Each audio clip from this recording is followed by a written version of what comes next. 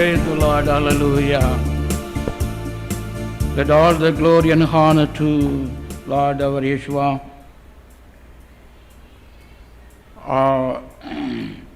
Today, आज के दिन के लिए भी प्रभु का संदेश के लिए लिया हुआ प्रभु का वचन मलकिया का पुस्तक 3 का अध्याय 16 और 17। आज के संदेश के लिए चुना हुआ वचन मलाकी 3 का 16 और 17 और उसके बाद रेवलेशन चैप्टर 19 वर्स 7 and 8। और उसके बाद प्रकाशित वाक्य 19 का 7 और 8। Let us open our Bible and read the word.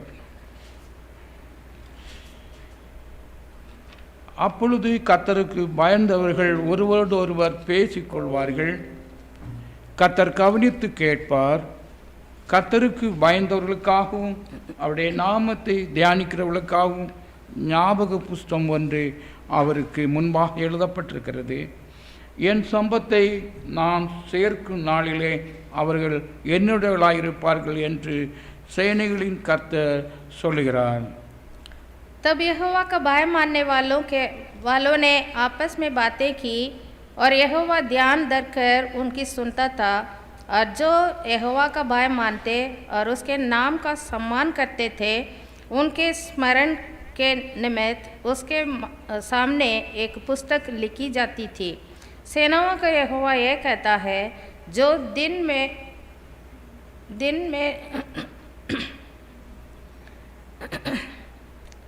दिन मैंने ठहराया है, उस दिन वे लोग मेरे निज बाग ठहरेंगे और मैं उनसे ऐसे कोमलता करूँगा जैसे कोई अपना सेवा करने वाले पुत्र से करे। Revelation chapter 19 verse 7 and 8। प्रकाशित वाक्य 19 का 7 और 8 में நாம் पढ़े। சந்தோஷப்பட்டு களி கூர்ந்து அவருக்கு துதி செலுத்த கடவோம். ஆட்டுக்குட்டியானுடைய கல்யாணம் வந்தது, அவருடைய மனைவி தன்னை ஆயத்த பண்ணினாள் என்று சொல்ல கேட்டேன். சுத்தமும் பிரகாசமுமான மெல்லிய வஸ்திரம் தரித்து கொள்ளும்படி அவளுக்கு அளிக்கப்பட்டது. அந்த மெல்லிய வஸ்திரம் பரிசுத்தவான்களுடைய நீதிகளே. கர்த்தர் நாளிலும் நம்மோடு பேசுவதற்காக தேவ சமூகத்தை நோக்கி பார்ப்போம். आओ हम आनंदित और मगन हो और उसकी स्तुति करें, क्योंकि मेमने का विवाह आ पहुंचा है और उसकी दुल्हन ने अपने आप को तैयार कर लिया है। उसको शुद्ध और चमकदार महीन मलमल पहनने का अधिकार दिया गया, क्योंकि उस महीन और मलमल का अर्थ पवित्र लोगों का धर्म के काम है। आइए इस वचन के द्वारा प्रभु हमें आशीष दें। Let us pray together. हम प्रार्थना करें। जीवित परमेश्वर सच्चे पिता, हमारे जीवित सच्चे परमेश्वर, உம்முடைய பரிசுத்தமுள்ள நாமத்தை இயேசுவின் நாமத்தினால் எங்கள் வருகிறோம். तेरी पवित्र नाम यीशुआ नाम के द्वारा आते हैं। இப்பொழுது உம்முடைய ஆவிக்குரிய போஜனத்திற்காகவும் நாங்கள் காத்திருக்கின்றோம். अभी भी प्रभु आत्मिक भोजन के लिए हम ठहरे हैं। கர்த்தருடைய ஆவியான தாமே இந்த வசனத்துக்குரிய விளக்கத்தை கொடுத்து ஒவ்வொரு உள்ளங்களிலும் கர்த்தாவே இந்த பரிசுத்த நோக்கத்தை நிறைவேற்றும்படியாக வேண்டியிருக்கின்றோம். ये जो पढ़ा हुआ इस वचन का प्रकाश और समझ हम सबको देकर हमें आत्मिक जीवन में बढ़ने के लिए सहायता कर। பேசுகிற அடிமையும் தம்முடைய ஆவிக்குள் ஆக்கும். बोलने वाले हमको भी अपने आत्मा के अंदर रख। கேட்கிற ஒவ்வொரு சகோதர சகோதரியும் தம்முடைய ஆவியான தாமே ஒவ்வொரு இருதயங்களில் இடைப்படுவீராக. सुनने वाले सबको भी प्रभु अपने आत्मा के द्वारा उनको भी समझ दे। உம்முடைய பிரசன்னத்துக்குள் இருக்க கர்த்தர் உதவித்தாரும். आपकी उपस्थिति में बने रहने के लिए सहायता कर। இயேசுவின் நாமத்தில் வேண்டுகிறோம் பிதாவே. यीशु मसीह के नाम से मांगते हैं पिता। ஆமென். கர்த்தருக்கு மகிமை உண்டாகட்டும். प्रभु की महिमा हो। உங்களை திரும்பவும் தேவ செய்தியோடு சந்திப்பதுக்கு நான் கர்த்தருக்கு நன்றி செலுத்துகிறேன். आज के दिन फिर से प्रभु का वचन आपके पास ले आने में प्रभु ने सहायता किया, प्रभु को धन्यवाद करता हूं। நான் வாசிக்க கேட்ட ரெண்டு வேத பாகத்திலும் ये जो पढ़ा हुआ दोनों वचन में முதல் பாகத்திலே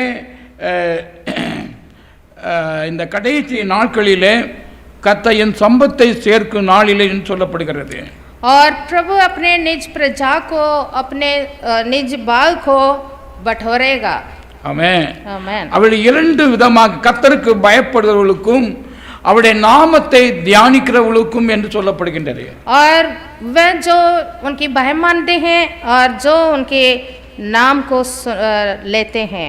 ஆமென். கடந்த மாதத்திலே கர்த்தருக்கு பயப்படுகளை பற்றி நாம் சிந்தித்தோம். மற்றொரு பாகத்தை நாம் பிறகு பார்க்கலாம் என்று விட்டோம். पिछले दिनों में परमेश्वर की भय मानने के विषय में हम कुछ बातें देखा था, उसके आगे की बातें बाद में देखेंगे बोल के हमने छोड़ा था। அதிலே இரண்டாவது பாகமாக கர்த்தருடைய நாமத்தை தியானிக்கிறவர்கள் என்று சொல்லப்படுகிறது. उसके अगले भाग हम देखते हैं कि परमेश्वर का नाम का ध्यान करने वाला। आमेन। आमेन। இந்த 17 வேர்ஸ்ல என் சம்பத்தை சேர்க்கும் நாளிலே அவர்கள் என்னுடையவர்களாக இருப்பார்கள் என்றால் இந்த கடைசி வருகைக்கும் இந்த வசனத்திற்கும் ஒரு சம்பந்தம் இருக்கிறது. अंतिम दिनों में जो दिन प्रभु ने ठहराया है, उस दिन में जब अपने लोगों को इकट्ठा करता है, ये बातें समय मतलब अंतिम समय का प्रभु के आगमन के बारे में हमें बताती है। தேவனுடைய ராஜ்யத்தில் ரெண்டு புத்தகங்களை பார்க்கிறோம். ஒன்று ஜீவனின் புத்தகம், இன்னொன்று ஞாபகத்தின் புத்தகம்.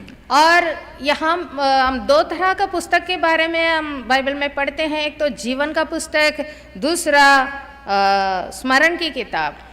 ஆனால் இந்த ஞாபக புஸ்தகத்தில் உள்ளவர்களுக்கு இந்த கடைசி நாட்களில் ரேப்சரிலே காணப்படுவார்கள் என்று வேதம் சொல்கிறது. और जिनके नाम स्मरण की किताब में है, उनको प्रभु इकट्ठा करेंगे, अपने आगमन में उठा लेंगे। आमेन। आमेन। Now it is the time of rapture. और ये उठाने वाले का संभव का हमें बताती है। கடைசி நாட்களுக்குள் நாம் கடந்து செல்கிறோம். और ये जो समय पहुंच चुका है, where his coming is very near. प्रभु की आगमन बड़ी जल्दी है, बहुत नजदीक है। ஆகையால் இந்த நாளிலே கர்த்தர் நினைப்பூட்டுற காரியத்தை நாம் அவருடைய சந்திப்பிற்கு, அவருடைய ரேப்சருக்கு நாம் தகுதியுடையவர்களாக இருக்கிறோமா இல்லையா? तो आज भी प्रभु हमें याद दिलाता है, क्या हम परमेश्वर के आगमन में उठा लिए जाने के लिए तैयार है कि नहीं। இன்றைய நாளிலும் உண்மை சபையின் தனி சிறப்புகள் என்ற தலைப்பிலே இந்த செய்தியை நாம் கேட்க இருக்கிறோம். तो आज के दिन इस विषय के बारे में हम बातें करेंगे कि सच्चे कलीसिया का महत्व या महानता। Significance of truth church. सच्चे कलीसिया का महानता। நாம் யாவரும் தெரிந்தபடியே கர்த்தர் தம்முடைய சபையை சேர்க்க வரப்போகிறார். और हम सब जानते हैं प्रभु अपनी कलीसिया को उठा लेने के लिए आ रहा है। தேவனுடைய வார்த்தையின்படியே ஒரு ரகசிய வருகையும் இருக்கிறது, பகிரங்க வருகையும் இருக்கிறது. और प्रभु यीशु मसीह के आगमन में दो बातों को हम देख सकते हैं, एक तो गुप्त आगमन, दूसरा खुले आगमन। இந்த ரகசிய வருகையானது இது சபைக்கு உரியது. और गुप्त आगमन जो है कलीसिया के लिए।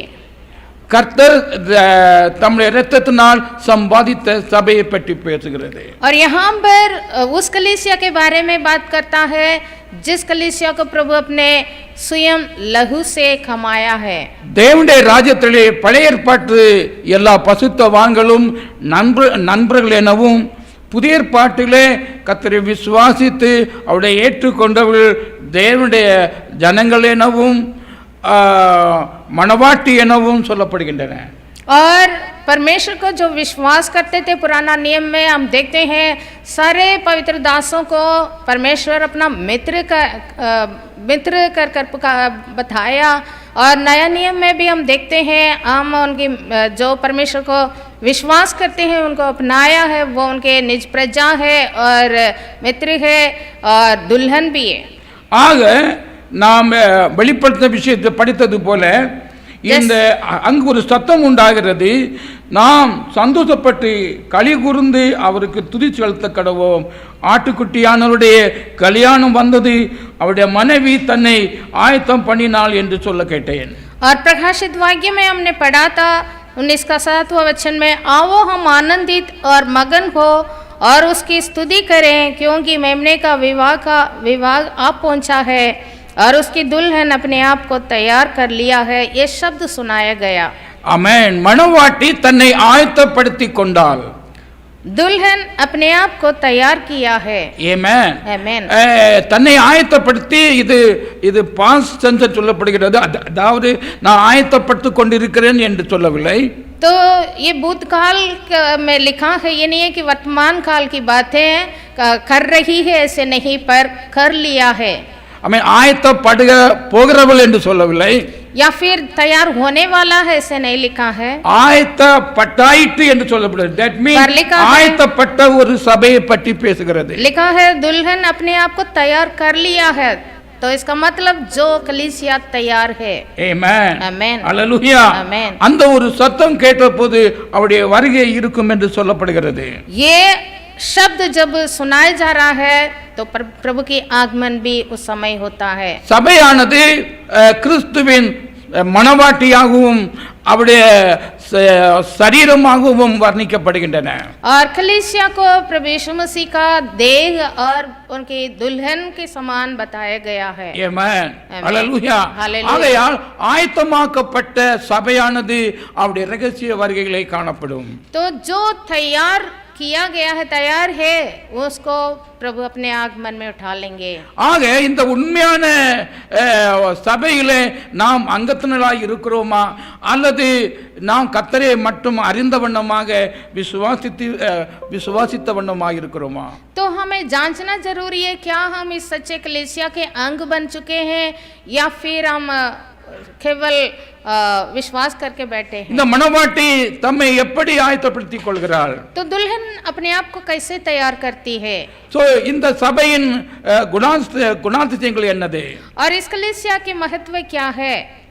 தேவனுடைய ஆவியானவர் சமூகத்திலே நான் கடந்த வாரத்தை காத்திருந்த போது இந்த செய்தியை தியானிக்கும் போது நான் மிகவும் மனதுக்குள் மிகவும் கலக்கம் உடையவனானேன். पिछले हफ्ते इस बातों को ज़्यादा ध्यान करते समय बहुत बातें दुख भी लगा। மணவாட்டி இன்னும் ஆயத்தப்படாத நிலையிலே இருக்கிறதை நான் காண்கிறேன். और दुल्हन अभी भी तैयार नहीं है, ऐसी स्थिति में देखता हूँ। அவருடைய சந்திப்பதற்கு நாம் பட்டு கொண்டிருக்கிறோமே தவிர பட்டவர்களாக காணப்படவில்லை. हम तैयार हो रहे हैं पर तैयार हुआ नहीं है। अनेகர் அவருடைய வருகையை பற்றி எந்த ஒரு எண்ணமும் இல்லாமல் இருக்கிறீர்கள். बहुत लोग प्रभु के आगमन के बारे में बेचिंतित है। ஆனா இந்த கடைசி நாட்கள் இருக்கிறபடியால் तो हम अंतिम समय में रह रहे हैं। நாம் சபையாக நாம் இருப்போம் என்றால் நாம் அவரை சந்திக்க ஆயத்தப்பட்டவர்களாக இருக்க வேண்டும். हम प्रभु की शरीर के अंग है, कलीसिया है, तो हम प्रभु से मिलने के लिए तैयार हो बैठना है। अगर தம்முடைய மணவாட்டிக்காக கர்த்தர் இவ்வளவு ரகசிய வருகைகள் வரப்போகிறார். अपने दुल्हन को ले जाने के लिए यीशु मसीह संसार में आएंगे। இயேசு கிறிஸ்து உலக வாழ்க்கையிலே சீசரோடு பேசுகையிலே அவர் தன்னையே ஒரு மணவாளனாக சொல்கிறார். और यीशु मसीह स्वयं अपने आप को एक दुल्हा बताया। லூக்கா 5:34-35 படிக்கையிலே அவர் மணவாளன் தங்களோடு இருக்கையிலே மணவாளுடைய தோழர்களை நீங்கள் உபவாசிக்க செய்யக்கூடுமோ என்று கேட்கிறார். ஆக தன்னை மணவாளன் என்று அனுபவிக்கிறார். और लूका 5:34 और 35 में लिखा है, वहां पर अपने आप को यीशु मसीह एक दुल्हा बताया। आमेन। ஆக கிறிஸ்து வருகையிலே அவர் மணவாளன் என்ற நிலையிலே இந்த ரகசிய வருகையில் காணப்படுகிறார். तो इस गुप्त आगमन में प्रभु दुल्हा के समान आता है। இன்னொரு பகிரங்க வருகை உண்டு. அவர்கள் தன்னை குத்துனவர்கள் எல்லாரும் காணும்படியாக இந்த யுத்தம் செய்யும்படியாக வான சேனைகளோடு தூதர்களோடு வருகிற மணவாட்டியோடு புதிய ஜெருசலேம் வருகிற கதை நாம் பார்க்கிறோம். और जब प्रभु खुले आसमान में जब आएंगे, सभी लोग उनको देखेंगे जिसने उनके ऊपर सताव किया, उनको छेड़े थे, उनको क्रूसित किया, सब लोग सारे आंखें उनको देखेंगे और रोएंगे.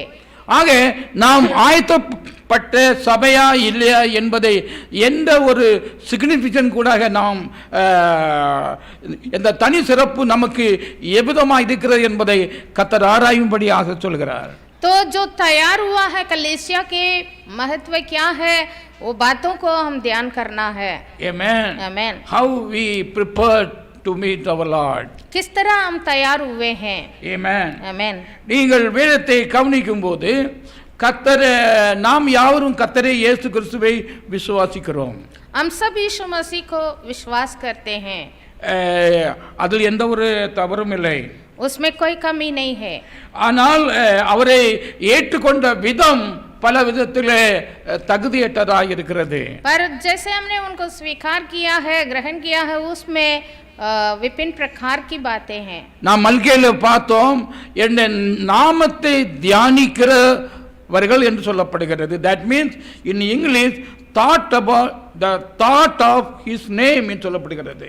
और हम मलाकी में पढ़ते थे, जो उनके नाम का सम्मान करते हैं, इसका मतलब प्रभु यीशु मसीह का नाम के बारे में जो ध्यान देते हैं. நாம் இயேசு கிறிஸ்துவை எப்படி நாம் அக்செப்ட் பண்ணி இருக்கிறோம்? तो यीशु मसीह को हम कैसे स्वीकार किया है? இதை நாம் செய்வதற்கு சபையில் born of water, அதாவது ஞானஸ்நான முறைமை இருக்கிறது. और कलीसिया में एक बपतिस्मा का रीति रिवाज है. நாம் இதை நாம் சரிய விதமாக அவருடைய நாமத்தினாலே நாம் ஞானஸ்தானம் பெற்றிருக்கிறோமா? और इसमें प्रभु यीशु मसीह का नाम लेना जरूरी है. क्या हम उनका नाम लिए हैं? கலாத்தியர் 3:27-29 படிக்கையில் गलाती 3 का 27 और 28 में लिखा है, ஏனெனில் உங்களில் கிறிஸ்துவுக்குள்ளாக ஞானஸ்நானம் பெற்றவர்கள் எத்தனை பேரோ அத்தனை பேரும் கிறிஸ்துவை தரித்து கொண்டீர்களே. और 27वां वचन में लिखा है, और तुम में से जितनों ने मसीह में बपतिस्मा लिया है, उन्होंने मसीह को पहन लिया है. Amen. Amen. Hallelujah. Hallelujah. ஆக இயேசு கிறிஸ்துவை அவருடைய நாமத்தினாலே அங்கீகரிப்பது. तो यीशु मसीह का नाम धारण करते हुए उनको ग्रहण करना. நாம் யாருக்கு சொன்னபோது அவருடைய நாமத்தினால ரட்சிப்பு இருக்கிறது. हम उनके नाम के द्वारा उद्धार पाते हैं. அவருடைய நாமத்தினாலே நாம் பாவம் மன்னிக்கப்படுகிறோம். उनके नाम के द्वारा ही हमारा पाप की क्षमा है. ஆக நம்முடைய நாமத்தை நம்முடைய பாவத்தை மன்னிப்பதற்கு அடையாளமாக இயேசு கிறிஸ்துவின் நாமத்தினாலே ஞானஸ்நானத்தை பெறுகிறோம். और पाप की क्षमा हम पाए हैं, उसका चिन्ह है, उसका बताने के लिए हम यीशु मसीह के नाम से बपतिस्मा लेते हैं. அந்த ஞானஸ்நானத்தின் மூலமாக அவருடைய நாமத்தை நாம் தரித்துக் கொள்கிறோம் என்பதை கலாத்தியரில் நாம் படித்தோம். और यहाँ पर हम पढ़ते हैं, तो मसीह के बपतिस्मा के द्वारा हम उनके नाम को पहन लेते हैं. ஆக சபையானது அவரை ஞானஸ்நானத்திலே அவருடைய நாமத்தின் மூலமாக அவரை ஏற்றுக்கொள்ள வேண்டும். तो प्रभु का नाम के द्वारा उनको हम स्वीकार करना है. இதுவே பெந்தேகோஸ்தே நாளிலே சபை ஸ்தாபிக்கப்பட்ட போது தொடக்கமாக செய்தியாக கொடுக்கப்பட்டது. यही पेंतेकोस्ते दिन में जब कलीसिया शुरू हुआ था, पवित्र आत्मा के द्वारा कलीसिया को पहला संदेश दिया गया था. ஆமென். இரண்டாவதாக அவருடைய நாமத்தின் மேல் விசுவாசம் உள்ளவர்களாகி அவளை ஏற்று கொண்டவர்கள் அவருடைய பிள்ளைகளாக இருக்கிறார்கள். और दूसरा बात है, जो उनके नाम पर विश्वास कर उनको ग्रहण किया है. நாம யாருக்கும் தெரிந்தபடியே யோவான் 1:12 காணப்படுகிறது, அவருடைய நாமத்தின் மேல் விசுவாசம் உள்ளவர்கள். यूहन्ना 1 का 12 में लिखा है, जितनों ने उनके नाम पर विश्वास They किया. thought about the name of the Lord. वहाँ भी यीशु नाम का सम्मान किया है, स्मरण किया है. நாம் முதலாவது இயேசு கிறிஸ்துவை ஞானஸ்நானத்தின் மூலமாக ஏற்றுக்கொண்டது அவருடைய நாமத்தினாலே உண்டாயிற்று என்று பார்த்தோம். हम पहले देखा तो बपतिस्मा यीशु के नाम के द्वारा हम धारण किया है. இரண்டாவதாக அவருடைய நாமத்தின் மேல் விசுவாசம் உள்ளதாகி வாக்குத்தத்தம் பண்ணப்பட்ட பரிசுத்த ஆவியை பெற்றுக்கொள்வது. और उनके नाम पर विश्वास करने के द्वारा हम उनके वायदा किया हुआ पवित्र आत्मा को पाते हैं. Believe and receive him. और विश्वास करना और उनका प्राप्त करना, Believe the name of the Lord यीशु मसीह के नाम पर विश्वास करना and receive Him as a Holy Spirit. और उनको पवित्र आत्मा के रूप में हम प्राप्त करना, இது more mandatory. ये बहुत अवश्य है. இந்த ரெண்டு காரியங்களும் நம்ம சபைக்கு ஒரு ஃபவுண்டேஷன் போல இருக்கிறது. ये दोनों बातें कलीसिया के नींव है. நாமத்தினாலே ஏற்றுக்கொள்வது, नाम के द्वारा स्मरण करना, நாமத்தினாலே பெற்றுக்கொள்வது और नाम के द्वारा प्राप्त करना, இது சபையினுடைய ஒரு அஸ்திவாரம். ये कलीसिया के नींव है.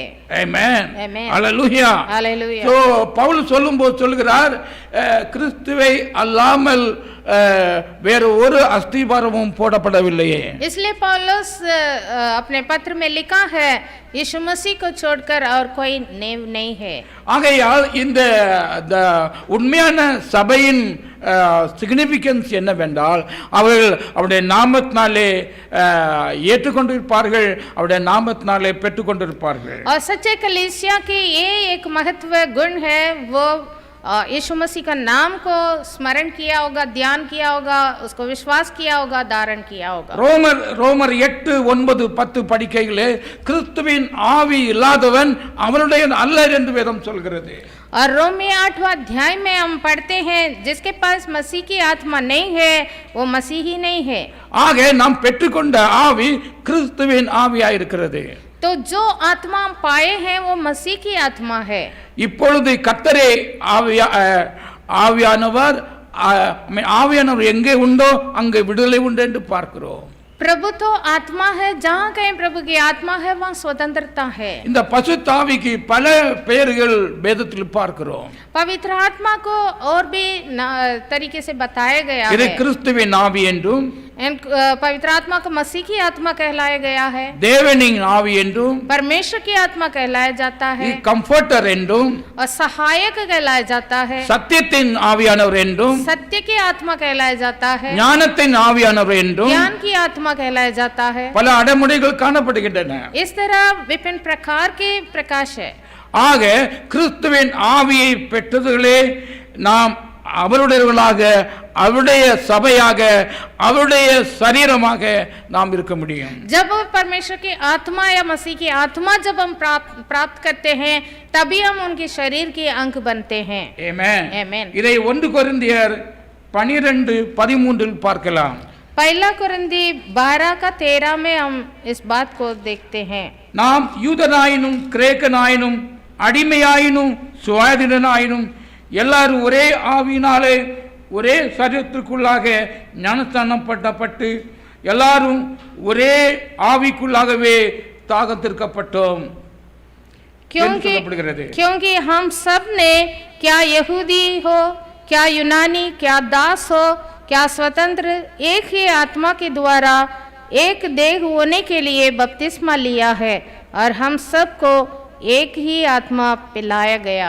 Amen. Amen. By the Spirit of the Lord we all baptized into one body. प्रभु की आत्मा के द्वारा हम एक ही देह होने के लिए बपतिस्मा लिए हैं. ஆக இந்த பசுத்தாவின் அபிஷேகம் நம்மை வல்லமை தருவது மட்டுமல்லாமல், तो पवित्र आत्मा का अभिषेक केवल सामर्थ्य नहीं, நம்மை ஆவியிலே அவருடைய சரீரமாக இணைக்கிறது. पर आत्मा के द्वारा मैं प्रभु की देह में जोड़ता है. கிறிஸ்துவின் ஆவியின் மூலமாக இணைக்கிறது. प्रभु की आत्मा का मसीह की आत्मा के द्वारा हमें जोड़ता ஆக है. கிறிஸ்துவின் ஆவியை பெற்றவர்கள் इसलिए जो मसीह की आत्मा पाए हैं கிறிஸ்துவினுடைய சரீரமாக இருப்பார்கள். वो मसीह की देह के अंग होते हैं. This is the significance of the true church. ये एक सच्चे कलीसिया की महत्व है. Amen. Amen. Hallelujah. Hallelujah. ஆக இந்த கிறிஸ்துவின் ஆவியை உடையவனே கிறிஸ்துவனா இருக்கிறபடியால், அந்த கிறிஸ்துவின் ஆவி நம்மத்தில் வரும்போது நாம் கிறிஸ்துவுக்கு சாட்சியாக இருப்போம்.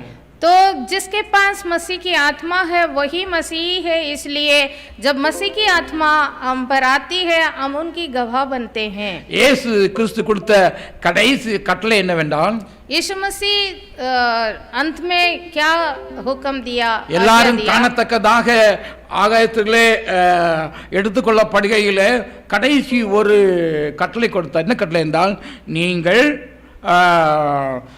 காத்திருந்து பரிசுத்த ஆவியை பெற்று பலனடைந்து எனக்கு சாட்சிகளாய் இருப்பீர்கள்.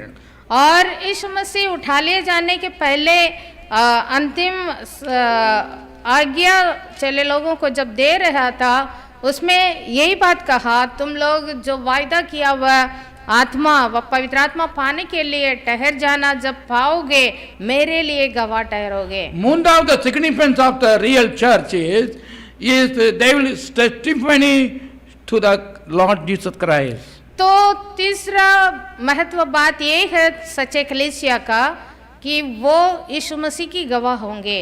கர்த்தர் நமக்கு செய்த காரியங்களினாலே சாட்சி சொல்வதல்ல, प्रभु ने हमारे लिए जो किया है उस उपकारों को बताना केवल गवाह नहीं है, that is called thanksgiving.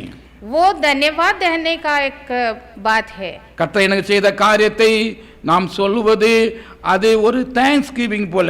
This is not a witness. प्रभु ने किया वो उपकारों को हम दूसरों को बताते हैं, वो धन्यवाद के रूप ही गवाह है। ஆனா உண்மையான சாட்சி என்றால், पर सच्चे गवाह क्या है? and testimony to the Lord Jesus Christ. प्रभु कौन है, ये बात को हम उनके लिए गवाही देना At है। any situation, हर परिस्थिति में, at any fear, किसी भी डरने की बातों में, at any the circumstance we going to face, कोई भी वातावरण है जिसको हम सामना करना है, that when we stand for His name is the witness. यदि हम उस समय प्रभु के नाम के लिए स्थिर रहते हैं, वो प्रभु के लिए गवाह है। Amen. Amen. Hallelujah. The Hallelujah. body of Christ always stand witness to Lord Jesus Christ. तो प्रभु की देह हमेशा प्रभु के लिए गवाह होंगे। Similarly, என்னுடைய சரீரம் எப்படி எனக்கு என்னை represent செய்கிறதோ அவ்விதமாகவே the body of Christ जैसे will मेरे represent the शरीर, Lord Jesus Christ. जैसे मेरे शरीर मेरे गवाह है, मुझे सिताती है, वैसे ही। Amen. आमेन। அப்ப கர்த்தருடைய நாமத்துக்கு சாட்சியாக பிரதிபலிக்கக்கூடிய we stand for His name is the testimony to the Lord. यदि हम प्रभु का नाम के लिए खड़े होंगे, वो प्रभु के लिए गवाह है। கர்த்தர் நம்மோடு கூட இருக்கிறார். प्रभु हमारे साथ है। உண்மையான சபையோடு கர்த்தர் இருக்கிறார். सच्चे कलीसिया के साथ प्रभु है। ஆமென். आमेन। உண்மையான விசுவாசியோடு அல்ல, सच्चे विश्वासी के साथ नहीं, உண்மையான கிறிஸ்துவின் சரீரத்தோடு.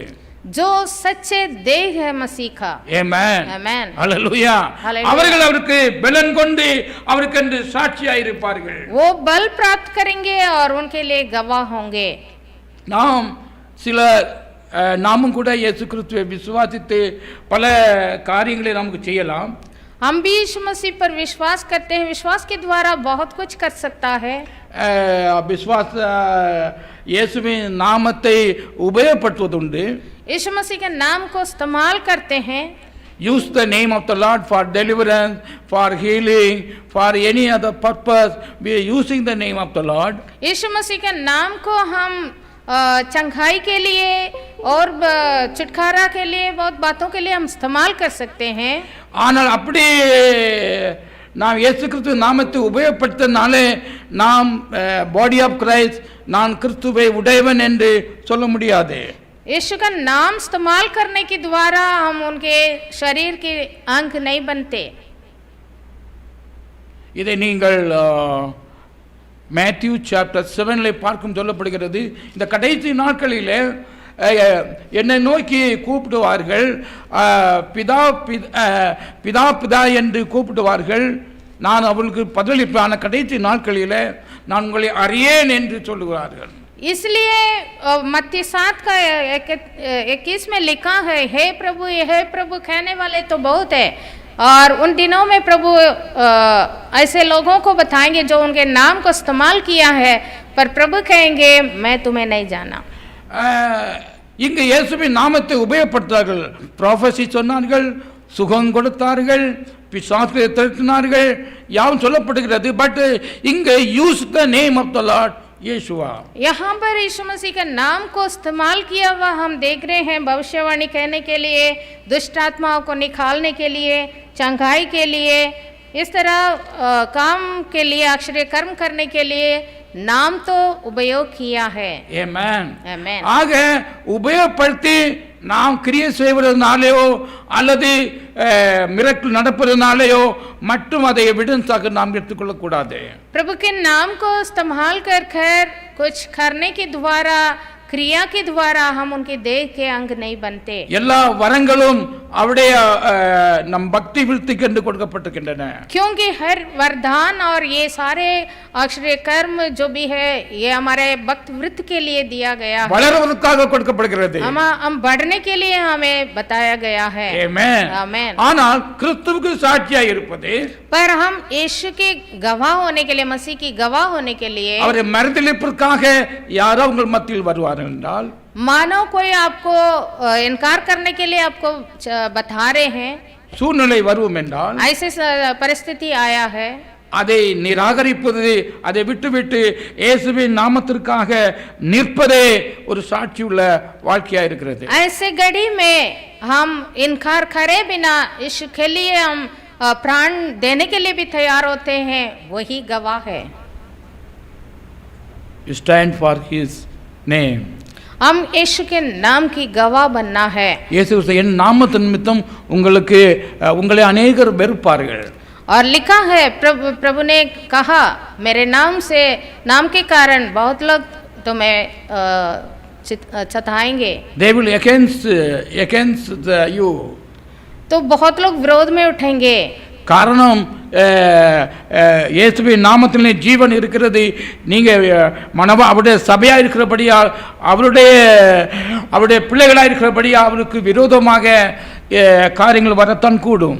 क्योंकि यीशु मसीह के नाम के द्वारा हम जीवित रहने वाले हैं, हमें प्रभु अपने सामर्थ्य दिया है, तो उसके विरोध में खड़े होंगे. எந்த சூழ்நிலையிலும், पर हर परिस्थिति में இந்த இயேசுவின் நாமத்தை ரிஜெக்ட் பண்ணாமல் அதை அவருடைய அன்பிலே கட்டிக்கொள்வது, प्रभु यीशु मसीह के नाम को हम इनकार नहीं करते, उस नाम का महत्व जानकर उसके लिए हम गवाह होंगे. இன்று अनेक கிறிஸ்தவர்களும் கூட आजकल हम देखेंगे तो मसीही कहलाते हैं बहुत लोग, சூழ்நிலைக்கு ஏற்ப தங்களை மாற்றிக்கொள்வார். இயேசுவுக்கு நாமத்துக்கு சாட்சியாக இருக்க முடியாத நிலையை நான் கவனிக்கிறேன். परिस्थिति को देखकर अपने आप को बदल देते हैं. நான் கிறிஸ்டியன் என்று சொல்வதற்கே சிலர் தயங்குகிறார்கள். कोई लोग मैं मसीही हूँ बोल के कुल हम बोलने के लिए डरते हैं.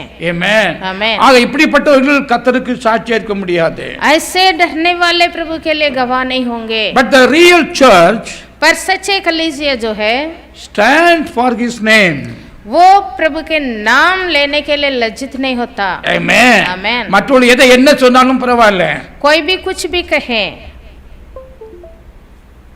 Because we are the body of Christ. क्योंकि हम मसीह की देह है We are the thought of his name. और उनके नाम का स्मरण सम्मान हमारे पास है. அப்படிப்பட்டவர்கள் பூமியில் எங்கேயோ அவர்கள் இந்த சபையிலே அங்கத்தினாக இருப்பார்கள். और जो ऐसे परमेश्वर का नाम का सम्मान करता है, यीशु का नाम की सम्मान करता है, वो कहीं भी रहे इस पृथ्वी की कहीं कोने में रहे तो भी वो यीशु मसीह के शरीर की देह है, कलीसिया है. This is a significance to the true church. यही सच्चे कलीसिया की महत्व है. Amen. Amen. Hallelujah. Hallelujah. Hallelujah. So கர்த்தர் தாமே நம்முடைய வாழ்க்கையில் காணப்படுகிற இந்த சாட்சி இல்லாத காரியங்களை நாம் நிவர்த்தியாக்குவோம். यदि हमारे जीवन में ऐसे गवाह देने का, गवाह होने का गुण नहीं है तो हम इससे सुधरना जरूरी है. இந்த கடைசி நாட்களிலே இந்த சாட்சியை யாவும் பரிசோதிக்கப்பட வேண்டிய நாட்கள் வரப்போகிறது. और ये दिन ऐसा है हमारा विश्वास परखा जाता है. ஒன்றாம் நூற்றாண்டிலே சபையானது பல சோதனைக்கு உள்ளாக கடந்து செல்லப்பட்டது. पहला युग की कलीसिया भी बहुत परिश्रम कर रहे थे और दुख के बीच में जाना पड़ा. இயேசுவின் விசுவாசத்தினாலே பல எதிர்ப்புகள் பல போராட்டங்கள் வந்தது. यीशु के नाम के निमित्त ही विरोध करते थे और ताड़ना पड़ते थे. ஆனால் அவர் எங்கு சென்றாலும் அவர் இயேசு கிறிஸ்துவின் நாமத்திற்காக அவர் சுவிசேஷம் அறிவித்தார்கள். पर चाहे कुछ भी हो, यीशु के नाम लेना नहीं छोड़ा. यीशु के नाम के लिए गवाह बनकर रह रहे थे. அவருடைய நாமத்திற்கு சாட்சியாய் இராதவர்கள் அவருடைய சபையின் அங்கத்தினாய் இருக்க முடியாது. तो यीशु के नाम की गवाह नहीं बनेंगे तो हम उनके कलीसिया के अंग नहीं बन सकते. Amen. Standing for his name. तो हम यीशु के नाम के लिए खड़ा होना है. Amen. आमेन. நான்காவதாக, और चौथा, by his name we get the transformation. उनके नाम के द्वारा रूपांतर होते हैं. Hallelujah. आमेन. हालेलुया. இதை இன்னொரு விதமாக சொல்லும் அந்த character transformation. हमारा स्वभाव बदलते जाता है. ஆக நாம் பசுத்த ஆவியானவர் நாம் பெற்றுக்கொண்டது நிமித்தமாக அவர் ஒரே சரீரத்துக்காக நம்மை பேப்டைஸ் செய்தபடியால் நாம் அந்த சரீரத்துடைய behaviour according to the Jesus Christ. और पवित्र आत्मा एक ही देह में हमें जोड़ने के लिए हमें जोड़ता है और उसके लिए हमें बपतिस्मा लिया है. तो और प्रभु उस कलीसिया का ऐसे महत्व देता है. இதையே ஆவிக்குரிய பசுத்தம் என்று சொல்கிறோம். और वो पवित्र होते हैं. ஆவியின் சுத்திகரிப்பு என்று சொல்கிறோம். आत्मा में शुद्ध होते हैं. ஆக ஆவியின் சுத்திகரிப்பினாலே तो आत्मा में शुद्ध होने के द्वारा न character transformation according to the Christ. तो मसीही देह है तो मसीह के हिसाब से उनके विचार उनके तरह हमारा स्वभाव बदलता ஆக है. கிறிஸ்துவின் ஆவியை பெற்றவன் तो मसीह की आत्मा जिसने प्राप्त किया है கிறிஸ்துவினுடைய கிரியைகளை சுபாவங்களை பிரதிபலிக்கிறவனாக இருக்கிறான். मसीह के स्वभाव को गुण को प्रकट करना है. Amen. Amen. The body of Christ तो मसीह की देह जो है must obey and reveal his character. वो आज्ञाकारी बनना है यीशु मसीह का जो बातें हैं उसके अनुसार. கிறிஸ்து தலையாய் இருந்தால், क्योंकि मसीह सर है. Amen. आमेन. நம்முடைய சபைக்கு கிறிஸ்து தலையாய் இருக்கிறார். तो हमारी कलीसिया का सर यीशु मसीह है. நாம் அவருடைய சரீரங்களா இருந்தால் हम उनके देह के अंग है तो we must act according to him. तो हम सब उनके मस्तिष्क के अनुसार हम क्रिया करना है. இதே வேதம் சொல்கிறது, इसको ही वचन बताती है. நீங்கள் அவருடைய சரீரமாக கட்டப்பட்டு வருகிறீர்கள். हम उनके अंग के उनके शरीर के अंग कर कर हम बनाए जा रहे हैं. சரீரத்தில் அநேக பாகங்கள் இருந்தாலும் ஒவ்வொருவருக்கும் ஒவ்வொரு ஃபங்க்ஷன் இருக்கிறது. एक शरीर है तो उसके अनेक अंग है पर एक एक अंग का अलग अलग काम है. ஆனால் எல்லாம் ஒருவராலே கண்ட்ரோல் செய்யப்படுகிறது. पर सब कुछ उसी एक ही देह के अंदर क्रिया करता है. Amen. आमेन. சப்போஸ் நான் இந்த வேல் நடக்க வேண்டும் என்றால் இந்த கைக்கு நான் ஆர்டர் கொடுக்கிறேன், இந்த திங்ஸ் டு டேக் அட்னு சொன்னால் இந்த எடுக்கும்போது நான் சொல்லுகிற இந்த order that mean the likeness must be carried out through our body. तो यदि ये मेरा हाथ है ये काम करना तो मेरा दिमाग से उसका ऑर्डर मिलेगा तब वो काम वो कर सकता है. தட் மீன் தேவ சித்தம் செய்வதற்கு इस तरह प्रभु की इच्छा पूरा करने के लिए நம்முடைய ஆவி ஆத்மா சரீரங்களை டிரான்ஸ்ஃபர்மேஷனுக்கு ஒப்பு கொடுப்பது. हम हमारा प्राण हमारा शरीर हमारा देह को हम उनकी इच्छा के अनुसार क्रिया करने के लिए समर्पण करना है. Amen. आमेन. Hallelujah. हालेलुया. ஆகையால் அவர் சித்தம் செய்வது என்றால் அவர் செய்கிறது சொல்லுகிறதை செய்கிறதா பாடி ஆஃப் கிரைஸ்ட். जो वो कहता है उसको करना ही उनका देह का काम है. தம் சொந்த விருப்பங்களை செய்வதும் और हम अपने अपने इच्छा को पूरा करना, சொந்த ஐடியா பிரகாரம் செய்கிறதும், हम अपने अपने विचार अनुसार करना, கட்டளைக்கு விரோதமான காரியங்களை செய்வதும், आज्ञा के विरोध में जाना. ஆமென். வேற விருப்பங்கள் நாட்டங்கள் இருக்குமாயின் इस तरह हमारे खुद की कुछ बातें विचार आ जाती है तो there is problem in the body. तो शरीर में प्रॉब्लम आती है. That is what they need to character transformation. इसलिए स्वभाव बदलना है। ஆமென். आमेन। வேதத்தை கவனிக்கும் போது वचन के अंदर अब जब देखते हैं ब्यूटिफिकेशन ऑफ योर बॉडी, और शरीर को कैसे हम पालन करना है, beautification of body of Christ और शरीर मसीही देह को कैसे हम पालना है लिखा है। என்ப வேதம் 1 பீட்டர் chapter 3 verse 3 to 4 பார்க்கும்போது पहला पत्रस 3 का 3 और 4, மயிரை பின்னி பொன்னாபரணங்களை அணிந்து உயர்ந்த வஸ்திரங்களை உடுத்திக் கொள்ளுதல் ஆகிய புறம்பான அலங்கரிப்பாக உங்களுக்கு அலங்காரமாயிராமல் அழியாத சாந்தமும் அமைதியிலும் உள்ள ஆவியாகிய இருதயத்தில் மறைந்திருக்கிற குணமே உங்களுக்கு அலங்காரமாயிருக்க கடவுது, அதுவே தேவனுடைய பார்வையில் விலையேறற்றது. तुम्हारा श्रृंगार दिखावटी ना हो, अर्थात बाल गूंदना और सोने के गहने या बांदी बांदी के कपड़े पहनना, वरन तुम्हारा छिपा हुआ और गुप्त मनुष्यत्व नम्रता और मन की दीनता की अविनाशी सजावट से सृजित रहें।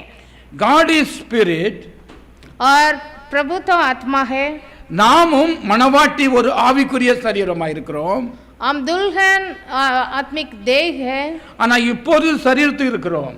पर अभी हम शरीर में हैं। ஆமா, இந்த சரீரத்தை ஆயத்தப்படுத்துவதற்கு तो इस शरीर को तैयार करने के लिए பேதுரு சபைக்கு எழுதுகையில் சொல்கிறார், உங்களுக்கு அலங்காரமா இருக்க வேண்டியது சாந்தமும் அமைதியிலும் உள்ள ஆவியாக இதயத்தில் மறந்திருக்கிற குணமே. तुम्हारा सजावट यही होना चाहिए जो गुप्त मनुष्यत्व नम्रता और मन की दीनता से बने रहें, not any other decorative matter. और शरीर को दूसरे तरीके से जो श्रृंगार करते हैं वो नहीं। மயிரை பின்னுகிறார்கள், பொன்னாபரணங்களை அணிகிறார்கள், உயர்ந்த வஸ்திரங்களை உடுத்திக் கொள்ளலாகிய அது உங்களுக்கு இராமல் என்று சொல்கிறார். अर्थात शारीरिक सजावट जो है, बाल गूंदना, सोने का गहने पहनना, बांदी बांदी का कपड़े पहनना, ये सारा शारीरिक सजावट है। அவன் இதை காட்டிலும் पर इससे बढ़कर கர்த்தர் விரும்புகிற டெக்கரேஷன் என்னவென்றால், प्रभु परमेश्वर की दृष्टि में क्या मूल्य है, அவருடைய சரீரத்திலே அவருடைய சுபாவங்களாலே அலங்கரிக்கும்படியாக வேண்டுகிறார். हमारे शरीर में छुपा हुआ गुप्त मनुष्यत्व में नम्रता और दीनता रहना है। இந்த சுபாவங்கள் செயல்படுத்தும் போது जब इस तरह का स्वभाव हमारे जीवन में प्रकट होती है, நீதியின் கிரியைகள் பசுத்த கிரியைகள் அதிகமாய் கொண்டிருக்கும். धार्मिकता की क्रियाएं और पवित्रता की क्रियाएं बढ़ते जाएगा। Our thought, our character is more important to be he in the body of Christ. हम प्रभु यीशु मसीह की देह के अंग बनकर रहने के लिए हमारे ये सजावट जरूरी है, हमारा विचार ऐसे बदलना है। இதை சொல்லும்போது பேதுரு சொல்கிறார், நீங்கள் பாவத்துக்கு மரித்து நீதிக்கு அடிமையானீர்கள். इसलिए पौलुस भी ये कहता है, पाप के लिए तुम मरे हैं और धार्मिकता के लिए जीवित है। Amen. Amen. அவருடைய மனவாட்டி சபை, तो दुल्हन जो प्रभु यीशु मसीह का कलीसिया है, அவருடைய கேரக்டர் டிரான்ஸ்ஃபர்மேஷன் ஆகிக்கொண்டே இருக்கும். उसका स्वभाव बदलते जाता है। மனவாட்டி தன்னை ஆயத்தப்படுத்தினாள் என்று சொல்லும்போது, दुल्हन अपने आप को तैयार कर लिया है, it's completely the character was performed. तो इसका मतलब उसका स्वभाव ऐसे बदल चुका है। அந்த மணவாட்டிக்கு வெண் வஸ்திரம் தரிக்கப்படுகிறது, और उसका मलिन सफेद वस्त्र पहनाया जा रहा है। அந்த வஸ்திரம் என்னது?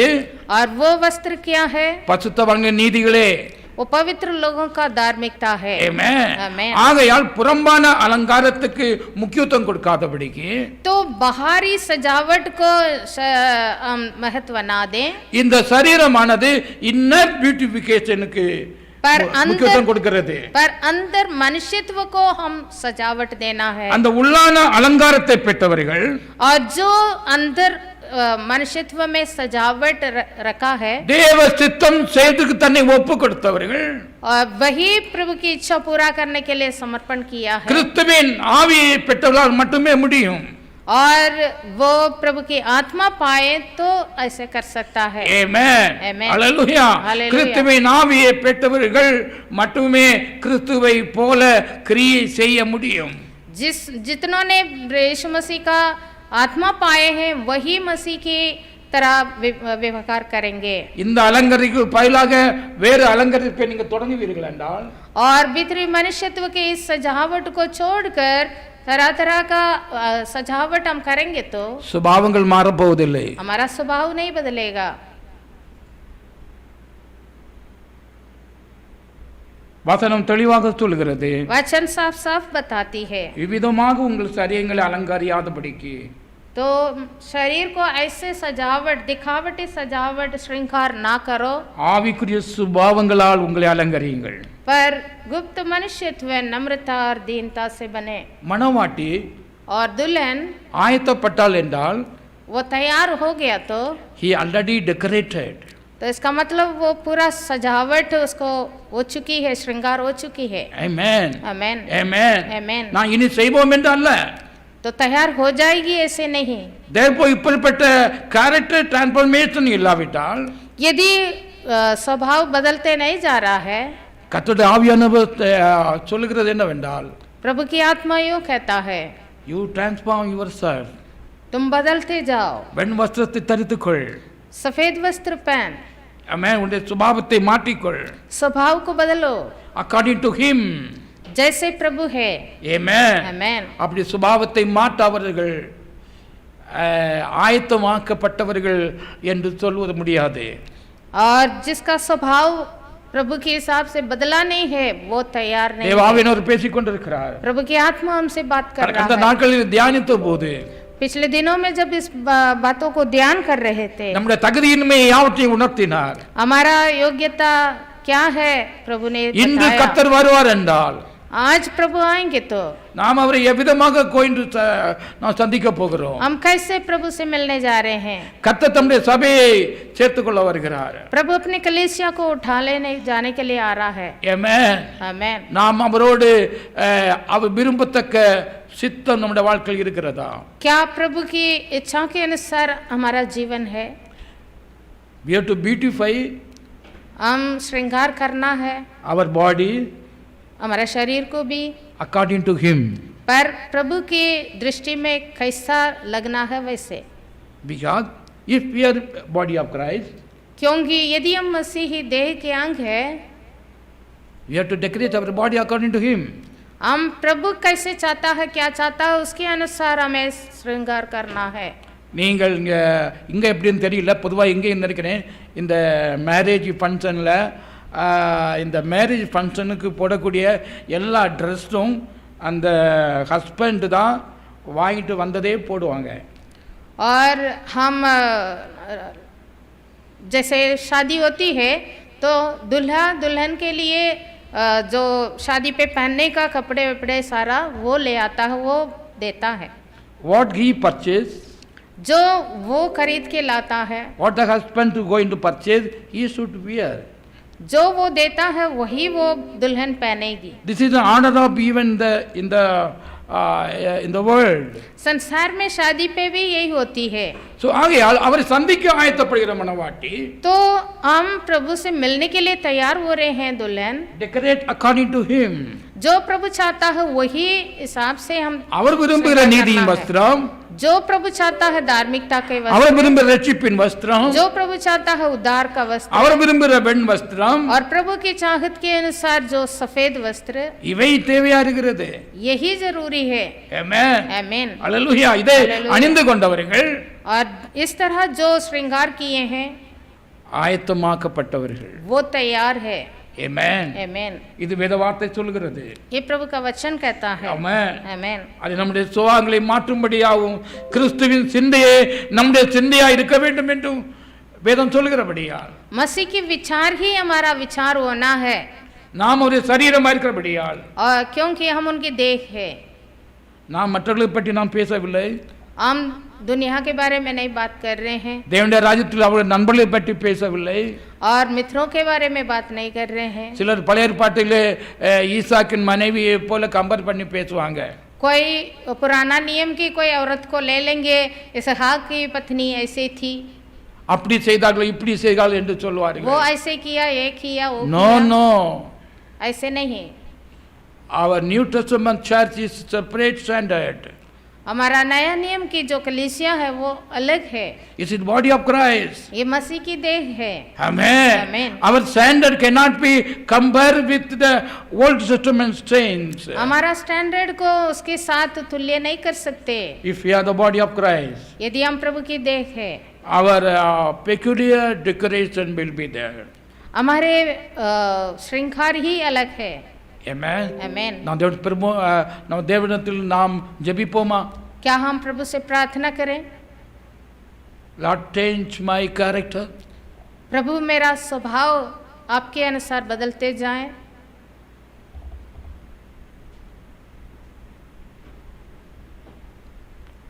அப்படியானா நீங்கள் பாக்கியவான்கள். यदि ऐसे करेंगे तो हम धन्य है. ஐந்தாவதாக और पांचवा, நாம் just to read the verse John chapter 17 verse 3. यूहन्ना 17 का 3. ஒன்றான மேதேவனாகிய உம்மையும் நீர் அனுப்பியவராகிய இயேசு கிறிஸ்துவை அறிவதே நித்திய ஜீவன்.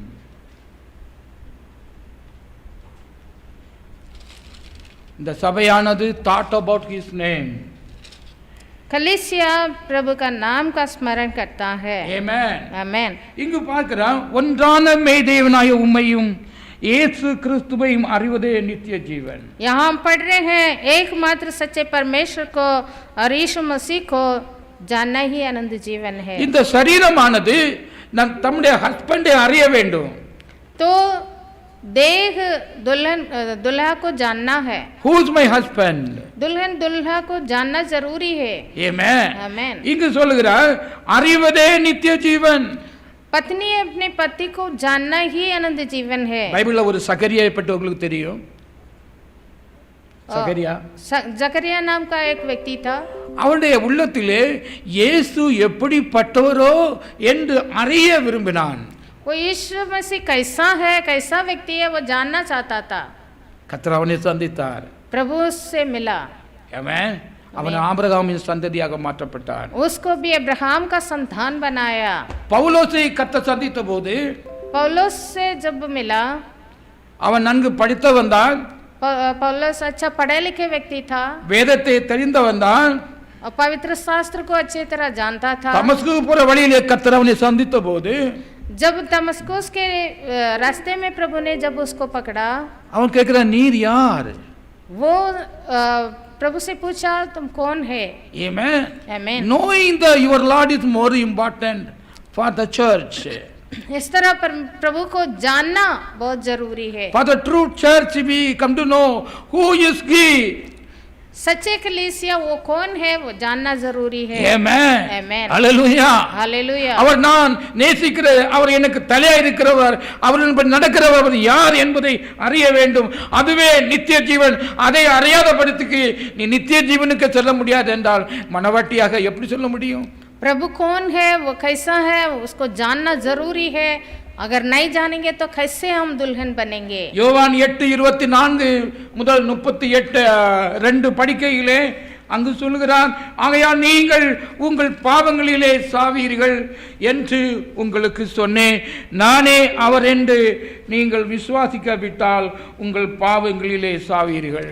8 का यूहन्ना 8 का 24 में भी लिखा है, इसलिए मैंने तुमसे कहा कि तुम अपने पापों से मरोगे, क्योंकि यदि तुम विश्वास ना करोगे कि मैं वही हूँ तो अपने पापों में मरोगे. நாம் எவ்விதமாக அவரை அறிந்திருக்கிறோம்? तो हम कैसे प्रभु को जाना है? பிதாவாகிய தேவன் சரீரத்தை வெளிப்பட்டு குமாரனாக அழைக்கப்பட்டு ஊழியம் செய்கிற வேளையிலே எல்லாரும் அவரை எதிர்த்தார்கள். पिता परमेश्वर देहधारी होकर पुत्र के स्थान में आकर सेवा कर रहा था. बहुत लोग उनका विरोध कर रहे थे. ஜனங்கள் வெறுக்கவில்லை, लोग नफरत नहीं किया, ஆனால் பரிசேரும் சதிசேரும் எதிர்த்தார்கள்.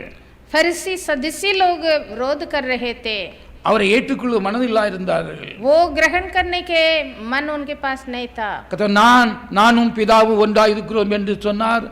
प्रभु ने कहा मैं और पिता एक हूँ. அவர் என்னில் வாசம் செய்கிறார், அவராலே நான் கிரியை செய்கிறேன் என்று சொன்னார். पिता मुझ में है, जो पिता करता है वही मैं करता हूँ. என்னை கண்டவன் பிதாவை கண்டான் என்று சொன்னார். जो मुझे देखा है वो पिता को देखा है बोला. என்னை விசுவாசிக்கிறவன் என்னை அனுப்பியவரை விசுவாசிக்கிறான் என்று சொன்னார். जो मुझ पर विश्वास करता है वो जिसने मुझे भेजा उन पर विश्वास करता है. இப்படி எல்லாம் இயேசு கிறிஸ்து தன்னை அறியும்படியாக பேசிக் கொண்டிருக்கும் போது கல் எடுத்தார்கள். इस तरह यीशु मसीह अपने आप को प्रकट कर रहा था, बता रहा था. लोग पत्थर, फरीसी सदुसी लोग पत्थर उठाते थे. அப்பொழுது கர்த்தர் சொல்கிறார், तब प्रभु ने कहा நீங்கள் உங்கள் பாவங்களிலே சாவீர்கள் என்று உங்களுக்கு சொன்னேன், நானே பிதா என்று விசுவாசிக்காவிட்டால், यदि तुम विश्वास ना करोगे कि मैं वही हूँ तो अपने पापों में मरोगे. verse 27 says, பிதாவை குறித்து பேசினார் என்று அவர்கள் அறியாதிருந்தார்கள். 27वां वचन में लिखा है, वह ये ना समझे कि हमसे पिता के विषय में कहता है. 32 वर्षத்தில் சத்தியத்தை அறிவீர்கள், சத்தியம் உங்களை விடுதலையாக்கும் என்றார். और 32वां वचन ये कहता है, तुम सत्य को जानोगे, सत्य तुम्हें स्वतंत्र करेगा.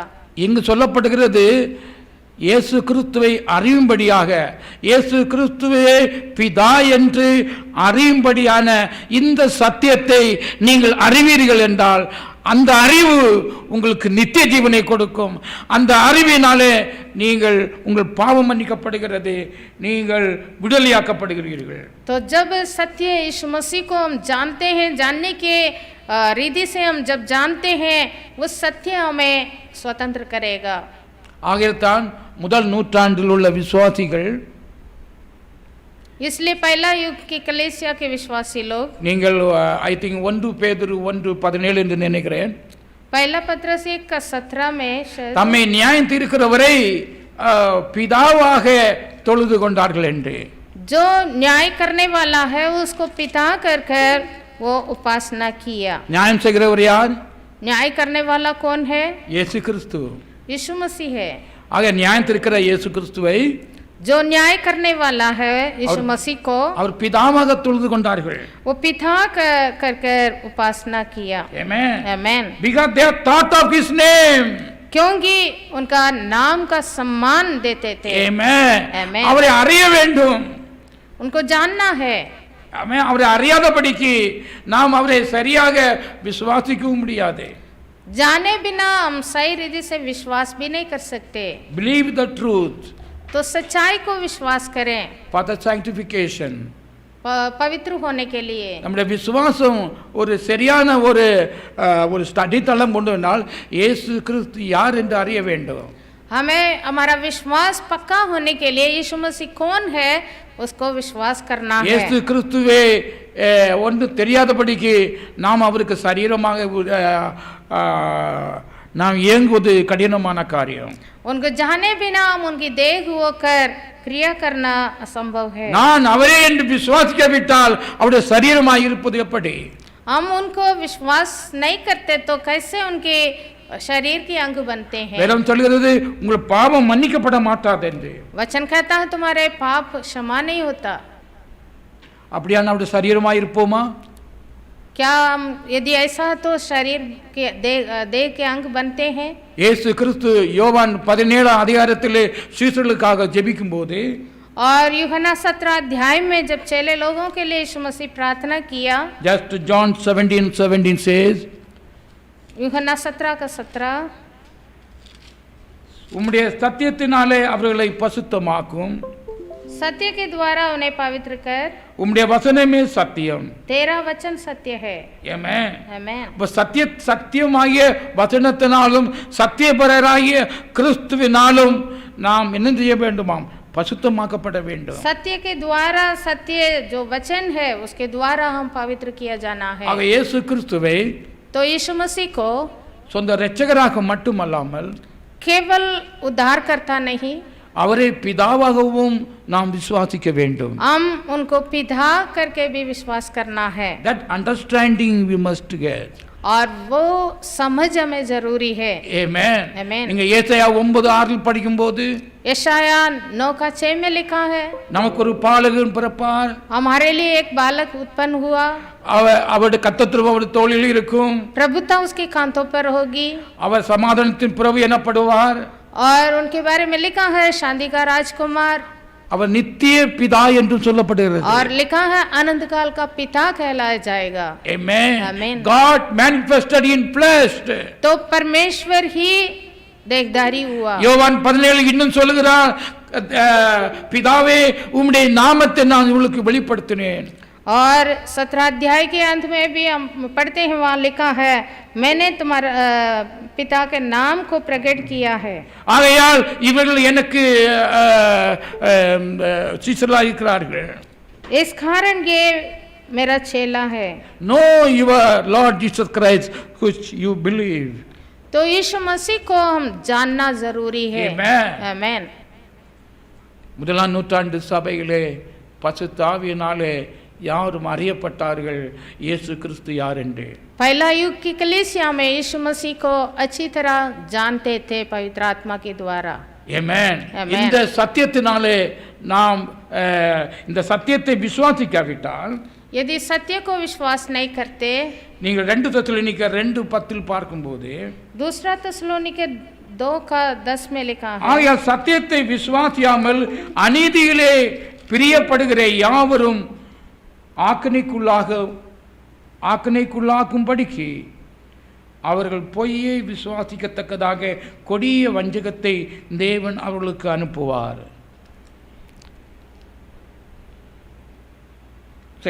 और नाश होने वालों के लिए अधर्म के सब प्रकार के धोखे के साथ होगा, क्योंकि उन्होंने सत्य से प्रेम नहीं किया जिससे उनका उद्धार होता. Blessed be the name of the Lord. Amen. நாம் இந்த சத்தியத்தை விசுவாசிக்காவிட்டால், यदि हम सत्य को विश्वास नहीं करते, கர்த்தர் அவிசுவாசத்தை பொய்யை விசுவாசிக்கத்தக்கதாக கொடிய வஞ்சகத்தின் ஆவியை அவர்கள் ஆளுகை செய்வார்கள். 11 वचन में लिखा है, इसी कारण परमेश्वर उनमें एक भटका देने वाला सामर्थ को भेजेगा कि वह झूठ को प्रतीति करें. They can deceive from the truth. जब विश्वासिपाர்களாம். जब सत्य को विश्वास करने के लिए इनकार करते हैं, वो झूठ को विश्वास करने के लिए उनको ऐसे आत्मा दिया जाएगा. ஆகையால் சபையானது, इसलिए कलीसिया, the significance of the true church is, और सच्चे कलीसिया की महत्व ये है, believe the truth वो सच्चाई को विश्वास करेगा and knowing the Lord Jesus Christ. और यीशु मसीह को जानेगा. இது அறிவு மிகவும் அவசியமா இருக்கிறது. और ये बहुत जरूरी है. ஆமென். நீங்கள் பேதுரு சொல்லும்போது இயேசு கிறிஸ்துவினுடைய கிருபையிலும் அவரை அறிகிற அறிவிலும் வளருங்கள் என்று சொல்கிறார். और यीशु मसीह के अनुग्रह में और उनकी पहचान में बढ़ते जाओ, वो लिखा है. आमेन. आमेन. आमेन. நாம் அவரை அறிவதினாலே, तो यीशु मसीह को जानने के द्वारा நாம் ஒரு நம்முடைய வாழ்க்கையில ஒரு டிரான்ஸ்ஃபர்மேஷன் ஆகி கொண்டிருக்கிறோம். हम हमारे जीवन में रूपांतर हो जाते हैं. ஆமென். அவருடைய சுபாவம் மட்டுமல்ல, केवल स्वभाव नहीं, நமக்கு அவருடைய மகிமையும் தேவையா இருக்கிறது. हमें प्रभु की महिमा भी जरूरी है. ஆமென். மணவாட்டிக்கு மணவாளனின் மகிமை தேவையா இருக்கிறது. और दुल्हन को दुल्हा का शोभा जरूरी है. அதை எப்படி பெற்றுக்கொள்வோம்? उसको कैसे प्राप्त करें? நீங்கள் 2 கொரிந்தியர் 3:18 பார்க்கும்போது, दूसरा कोरिन्थी 3:18, நாம் எல்லாரும் திறந்த முகமாய் கர்த்தருடைய மகிமையை கண்ணாடியிலே காண்கிறது போல கண்டு ஆவியாயிருக்கிற கர்த்தரால் அந்த சாயலகத்தானே மகிமை மேல் மகிமை அடைந்து மறுரூபப்படுகிறோம். परंतु जब हम सबके उजाड़े चेहरे से प्रभु का प्रताप इस प्रकार प्रकट होता है जिस प्रकार दर्पण में, तो प्रभु के द्वारा जो आत्मा है हम उसी तेजस्वी रूप में अंग संग करके बदलते जाते हैं। Amen. Amen. We need the glorification of Jesus Christ. तो प्रभु की तेजस्वी हम पर आना चाहिए। உண்மையான சபை கிறிஸ்துவின் மகிமைகளை மறுரூபமாக வேண்டும். तो सच्चे कलीसिया मसीह की तेजस्वी में बदलते जाना है। Amen. Amen. காரணம் இந்த சபை கிறிஸ்துவை பிரதிபலிக்கிறது, क्योंकि कलीसिया प्रभु यीशु मसीह को கிறிஸ்துவுக்கு प्रकट சாட்சியா करता है। இருக்கிறது. मसीह की गवाह बनते हैं கிறிஸ்துவை ஏற்றுக்கொண்டவர்கள், और मसीह को ग्रहण किया கிறிஸ்துவை है பெற்றுக்கொண்டவர்கள், और मसीह को प्राप्त किए हैं, கிறிஸ்துவின் ஆவியை பெற்றவர்கள், मसीह की आत्मा पाए हैं, கிறிஸ்துவாகிய சத்தியத்தை விசுவாசிக்கிறவர்கள், सत्य को विश्वास किए हैं। இவர்கள் கிறிஸ்துவை கர்த்தரின் மகிமையை கண்ணாடியில் காண்கிறது போல கண்டு ஆவியாயிருக்கிற கர்த்தரால் அந்த சாயலாகத்தானே மகிமை மேல் மகிமை அடைகிறார்கள். वो इस प्रकार प्रभु के द्वारा जो आत्मा है वो तेजस्वी रूप में अंग संस्कार के बदलते जाएंगे। நாம் மகிமையினாலும் பசுத்தமாக்கப்பட வேண்டும். तो प्रभु की तेजस्वी में हम पवित्र होना है। இந்த விஷயத்தை பற்றி இன்னொரு நாள் நாம் கர்த்தருக்கு சித்தமானால் பேசலாம். और इसके बारे में और आने वाले दिन में हम बात करेंगे। ஆனால் சபையானது कलीसिया जो है கிறிஸ்துவின் மகிமையினாலே கவராக்கப்பட்டிருக்க வேண்டும். प्रभु की महिमा पहनना चाहिए। ஆமென். आमेन ஆமென். आमेन। எப்படி எனில் कैसा है? ஆதாம் ஏவாள் பாவம் செய்தபோது தேவ மகிமை இழந்தார்கள். आदम और अव्वा पाप किया तो परमेश्वर की महिमा को खोया है। இந்த மகிமையை திரும்பவும் பெற்றுக்கொள்ள வேண்டும். और जो खोया है महिमा को फिर से प्राप्त करना है। அது எப்படி பெற்றுக்கொள்வது? उसको कैसे प्राप्त करेंगे? பாவத்திலிருந்து மீட்பு நமக்கு உண்டாயிருக்க வேண்டுகிறது. पाप से छुटकारा हमें प्राप्त करना होगा। பாவத்தை மனம் திரும்புவது வேறு, பாவ மன்னிப்பு பெறுவது வேறு, பாவ மீட்பு பெறுவது வேறு. मन फिरना अलग बात है और क्षमा पाना अलग बात है, छुटकारा पाना अलग बात है। ஆமென். இந்த பாவ மீட்பு உண்டாகும் போது जब पाप से हमें छुटकारा मिलती है கிறிஸ்துவின் மகிமை நம்மத்தில் கவரப்பாகும். परमेश्वर का तेजस्वी हम पर होगी। அப்பொழுது நாம் என்ன செய்கிறோம்? தகுதி உடைய மனவாட்டியாய் இருக்கிறோம். तब हम योग्य दुल्हन बनते Blessed be हैं। the name of the Lord. धन्य हो यीशु के नाम। Amen. आमेन Amen. आमेन। இதை கேட்கிற தேவ ஜனமே, ये जो बातों को सुन रहे हैं, கர்த்தர் சந்திக்க ஆயத்தப்படுகிற தேவ ஜனமே, प्रभु से मिलने के लिए जो तैयार हो रहे हैं, கர்த்தர் சபையை சேர்க்க வருகிற நாளிலே प्रभु कलीसिया को इकट्ठा करने के लिए जब आएंगे, நாம் அவரை சந்திக்க நம்முடைய ஆயத்தத்தை நான் ரினியூ செய்யும்படியாக தேவனுடைய ஆவியானவர் உங்களோடு பேசிக் கொண்டிருக்கிறார். हम उनसे मिलने की तैयारी में बढ़ने के लिए प्रभु हमसे बात कर रहा है। நான் கர்த்தரின் மகிமையை காண வேண்டும். हम प्रभु की महिमा को देखना है। ஸ்தேவான் கிறிஸ்துவின் மகிமையை பார்த்தான். स्तेफानस प्रभु की महिमा को देखा। எப்படி பார்த்தான்? वो कैसे देखा? பிதாவின் மகிமையிலே கிறிஸ்துவை பார்த்தான். वो अपने नजर उठाकर आकाश की ओर देख रहा था, वहाँ परमेश्वर की महिमा में, पिता की महिमा में यीशु को देखा।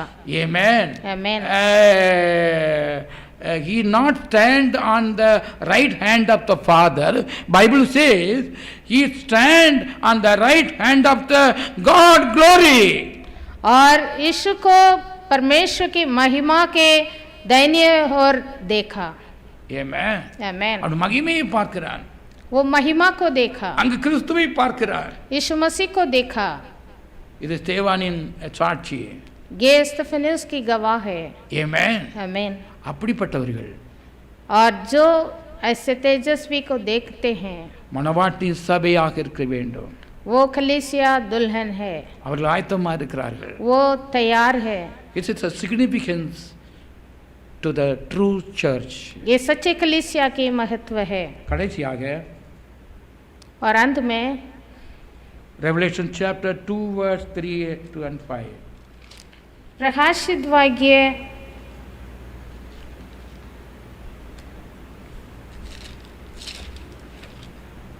ஆதியிலே கொண்டிருந்த அன்பை விட்டாய் என்று உன் பேரில் எனக்கு குறை உண்டு. verse 5, ஆகையால் மனம் திரும்பாத பட்சத்திலே உன் விளக்கு தண்டை அதனின்று நீக்கப்படுவேன். முதல் ஆதியில் இருந்த அன்பை விட்டுவிட்டாய் என்று சபைக்கு சொல்கிறார். यहाँ पर लिखा है तूने पहला सा प्रेम को छोड़ दिया है. ஆமென். யாருடைய அன்பை விட்டுவிட்டால்? वो किसका प्रेम को छोड़ा है? கர்த்தரோடு உள்ள அன்பை. जो प्रभु पर जो प्रेम था. ஆம், நீ கர்த்தருக்கென்று பிரயாசப்பட்டு நான் அறிந்திருக்கிறேன். और प्रभु के लिए बहुत दुख उठाया. ஆயினும் உனக்கு ஒரு குறை உண்டு என்பதை காண்கிறேன். पर मुझे तेरे विरोध ये कहना है. என்ன குறை? அன்பு, பழைய அன்பை விட்டுட்டு வேற எல்லாம் மிக்ஸ்டட் அன்பாக செய்து விட்டாய். वो क्या है कि पहला सा प्रेम छोड़ दिया और कुछ प्रेम अपना लिया. ஆமென். आमेन. ஆமென். கர்த்தர் நம்மை அவருடைய ரெவலேஷன், அதாவது அவருடைய அன்பிலே உண்டாகக்கூடிய ரெவலேஷனிலே கர்த்தர் சபையை காண விரும்புகிறார். जो प्रभु का प्रेम है उस ईश्वरीय प्रेम के बने हुए कलीसिया को प्रभु देखना चाहता है. இது இந்த செய்தி பொதுவாக பிகினர்ஸுக்கு புரியாம இருக்கலாம். जो विश्वास में शुरू है उनको इस बात की स्पष्ट नहीं होगा. But for the chosen people, पर जो चुने गए हैं, for the selected people, जो चुने गए हैं लोग, for this body, they can understand this. जो प्रभु की देह है वो इस बात को समझ सकते हैं. Amen. आमेन. யோவான் 14:21 இதே சொல்கிறது, நீங்கள் என் கற்பனைகளை கைக்கொள்ளுகிறனாலே நான் கர்த்தரிடத்தில் அன்பு செலுத்துகிறோம். நீங்கள் உங்கள் அன்பு உண்மையாயிருக்குமானால் பிதாவும் அடுத்து அன்பாயிருக்கிறார், அவனுக்கு நான் என்னை வெளிப்படுத்துவேன். ये यूहन्ना 14 में भी लिखा है, हम प्रभु पर प्रेम करते हैं तो उनकी आज्ञाओं को मानना है. जो प्रभु की आज्ञाओं को मानता है और प्रभु पर प्रेम करता है, उस पर प्रभु भी प्रेम करता है और अपने आप को प्रकट करता है. Amen. Those who are loving the Lord, जो प्रभु पर प्रेम करता है, God will reveal him. उनको प्रभु अपने आप को स्वयं प्रकट करेगा. யாரு? கிறிஸ்து அவனுக்கு தன்னை பற்றி பிரகாசம் செய்வாராம். यीशु मसीह अपने आप के बारे में उसको बताएंगे. This is called revelation of Jesus Christ. ये यीशु मसीह का प्रकाश है. Amen. Amen. இந்த சபையானது தன்னை யார் நான் நம்புகிற தேவனை நாம் அறிகிறதுக்கு நம்முடைய இன்டெலெக்சுவல் நாலேஜில் கூடாதுதான். तो हमारे स्वयं बुद्धि से हम परमेश्वर को जान नहीं सकते. பட் ஆவியினாலும், पर प्रभु की आत्मा के द्वारा, கர்த்தருக்கு பயப்படுவதனாலும், प्रभु की भय मानने के द्वारा, அன்பை அவர் மேல் உள்ள அன்பை படுகிறதுனாலும் அவர் தாமே நமக்கு வெளிச்சத்தை தருவாராம். हम उन पर प्रेम रखने के द्वारा, आज्ञा मानने के द्वारा प्रभु अपने आप को प्रकट करेंगे. இந்த ரெவலேஷனை பெற்றவர்கள், और जो ऐसे प्रकाश पाए हैं, he is the church member. वो उस कलीसिया के अंग है. பேதுருவோடு கர்த்தர் பேசுகையில் சொல்கிறார், पत्रस से यीशु मसीह ने कहा, என்னை பற்றி நீங்கள் யார் என்று தெரிந்து கொள்கிறீர்கள்? तो चेलों से प्रभु ने पूछा, लोग मेरे बारे में क्या कहते हैं? அப்படி சொல்கிறார், நீரே மெய்யான தேவனுடைய குமாரன் என்று சொல்கிறான். और जब चेलों से पूछा तुम लोग क्या कहते हैं, அப்பொழுது तो சொல்கிறார், पतरस ने कहा, இந்த आप जीवित ரகசியம், परमेश्वर के पुत्र मसीह है. இந்த ரகசியம் மாம்சத்தினாலும் புத்தினால் உண்டது அல்ல, இது பரலோக பிதாவே உனக்கு வெளிப்படுத்தினார் என்று சொல்கிறார். तब यीशु ने कहा, ये मांस और लहू तुम्हें बताया नहीं, पर स्वर्गीय पिता की आत्मा ने तुम्हें प्रकाश किया है. இந்த கல்லின் மேல் சபையை கட்டுவேன். और प्रभु ने कहा, इस पत्थर पर मैं कलीसिया बनाऊंगा. what stone of Christ? वो पत्थर क्या है? यीशु मसीह है. The revelation of Jesus Christ. यीशु मसीह की प्रकाश. I will build my church on this revelation. प्रभु ने कहा, इस पर मैं मेरा कलीसिया बनाऊंगा. Amen. आमीन. Last significance of the true churches, they must have the revelation of Jesus Christ. तो सच्चे कलीसिया यीशु मसीह की प्रकाश पाए होते हैं. அவர்கள் கிறிஸ்து வருகையிலே वह यीशु मसीह जब आएंगे மணவாட்டியாக ஆயத்தமாக்கப்பட்டவர்கள். वही दुल्हन की तरह तैयार है। ஆமென். आमीन। கிறிஸ்து வரப்போகிறார். यीशु मसीह आने वाला है। He is a very near to door. वो बहुत नजदीक உலகெங்கிலும் உலகத்தின் சம்பவங்கள் கூறி அறிவிக்கின்றன.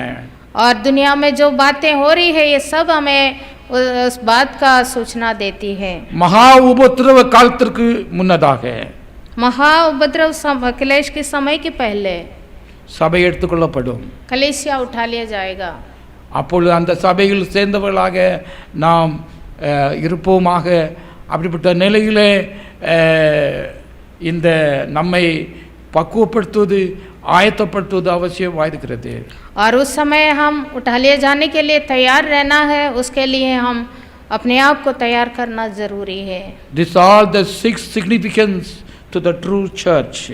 तो 6 बातें हमने देखा था उस कलीसिया के महत्व है। மற்றவை யாவரும் கைவிடப்படுவார்கள். और जो इस तरह तैयार नहीं है वो छूट जाएंगे। மகா உபத்திரவ காலத்திலே கடந்து செல்லப்படுவார்கள். और वो महा उपद्रव में पीड़ित होंगे। அந்த நிலைமைக்கு முன்னாக சபை ஆயத்தப்படட்டும். तो इसलिए कलीसिया आपसे तैयार This is a grateful time to the church. ये दया के अनुग्रह के समय है कलीसिया के लिए। நாம் அவருக்குள் வளருவோமாக. हम प्रभु में बढ़ते जाएं அவருடைய மகிமையால பசுத்தமாகும்படியாக.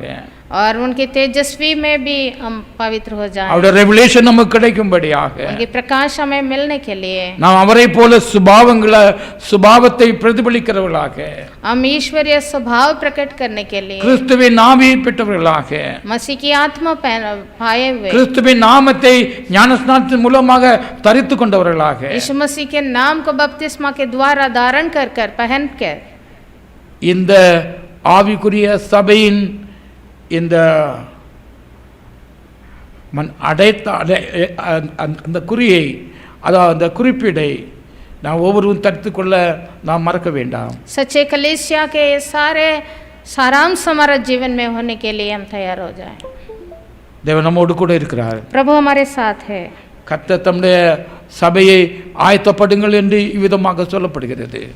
कलीसिया को प्रभु ये कहता है तुम इस तरह तैयार हो जाओ। இந்த கடைசி நாட்களில் இருக்கிற உங்கள் ஒவ்வொருவருக்கும் தேவனுடைய ஆலோசனை சபையாக கொடுக்கப்படுகிறது. और इस अंतिम समय में प्रभु की युक्ति कलीसिया के लिए கர்த்தர் தாமே இந்த செய்தியின்படி வசனத்தின்படி கர்த்தர் நம்மை ஆயத்தப்படுத்துவாராக. इस वचनों के द्वारा प्रभु हमें आशीष दे, हमें तैयार होने के लिए सहायता करें। Let us qualify to meet our Lord. हम योग्य बने प्रभु से मिलने के लिए। அவருடைய சரீரமாக இருக்க நம்மை ஒப்பு கொடுத்து ஜெபிப்போம். उनके शरीर के अंग होने के लिए आइए हम समर्पण करें, प्रार्थना। இதை கேட்ட ஒவ்வொரு தேவனுடைய பிள்ளைகளோடும் தேவனுடைய ஆவியானவர் இடைப்படுவாராக. जो इस वचन को सुने हैं सबके साथ प्रभु की आत्मा क्रिया करें। இது கடினமான உபதேசமாக இருந்தாலும் but it is very true and simple for the children of God. जो ईश्वर परमेश्वर की संतान है उनके लिए ये वचन बहुत கர்த்தர் நம்மை ஆசீர்வதிக்கட்டும். प्रभु हमें आशीष दे। ஆமென். யாவரும்